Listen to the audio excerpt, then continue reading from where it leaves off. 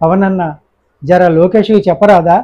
జమానా కాలం నాటి విషయాల్ని జబర్దస్తిలో చెప్తున్నట్టు చెప్తాడేంటన్నా అని జెడ్ జనరేషన్ యూత్ ఈ రోజు జరిగిన లోకేష్ ప్రెస్ మీట్ని చూసి 10 మంది చర్చించుకుంటుంటే మా కంట పడింది.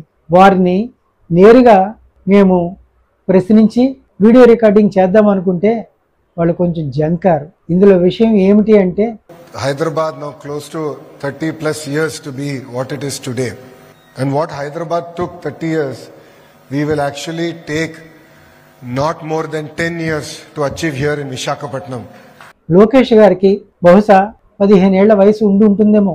అప్పుడు సికింద్రాబాద్ హైదరాబాదు హైటెక్ సిటీ అభివృద్ధి మొదలయ్యింది. అది పూర్తి అవడానికి 30 ఏళ్లు పట్టింది. వాస్తవం అయి ఉండొచ్చు. విశాఖపట్నం మరో 10 సంవత్సరాల్లో అభివృద్ధి చెందుతుంది అని లేటెస్ట్గా చెప్తారేంటి? మారిన టెక్నాలజీ, ఉపయోగపడుతున్న నూతన సాంకేతిక విధానం, పోలవరం కట్టడాన్ని సాగతీస్తున్నారే.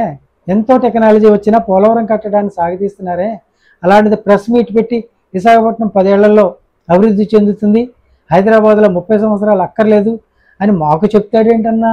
పవనన్న కూటమి ప్రభుత్వంలో మాకేంటి ఇలా చెప్తున్నాడు? మేము జెడ్ జనరేషన్కి చెందిన వాళ్ళం పవనన్న అని ఆ యువతీ యువకులు చెప్తుంటే చాలా ఆశ్చర్యం వేసింది. ప్రజాప్రతినిధులు ఎక్కడ మీటింగ్కి వెళ్ళాలన్నా అరగంట గంటలో ఫ్లైట్లు ఎక్కి వెళ్ళిపోతున్నారు కదన్నా.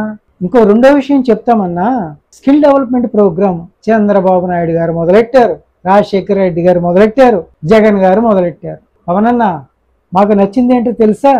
ఇప్పటి వరకు స్కిల్ డెవలప్మెంట్ ప్రోగ్రాం కోసం నువ్వు ఎక్కడే మాట్లాడలేదన్నా అంటున్నారు జెడ్ జనరేషన్. అదేమిటని ప్రశ్నించాం. నిజమే, స్కిల్ డెవలప్మెంట్ విధానం అది కాదు. పవన్ అన్నకు వేరే విధానం ఉంటుంది, అది ఖచ్చితంగా అమలు చేసే విధానం అయి ఉంటుంది.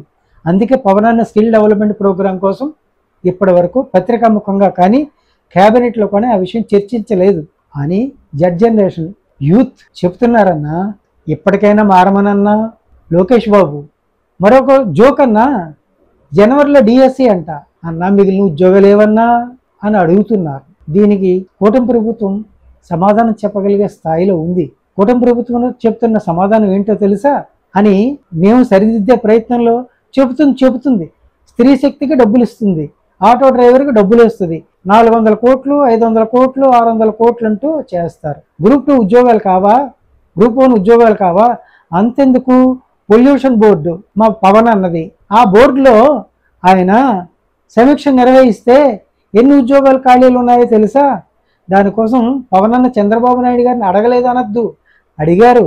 కానీ చంద్రబాబు నాయుడు గారి మౌనాన్ని బయట పెట్టడం ఇష్టం లేక కూటమిలో కొట్లాటలు ఎందుకని పవన్ అన్న మౌనంగా ఉంటున్నాడు అని చెప్పి యూత్ చెప్తుంటే సార్ చాలా ఆశ్చర్యం వేస్తోంది.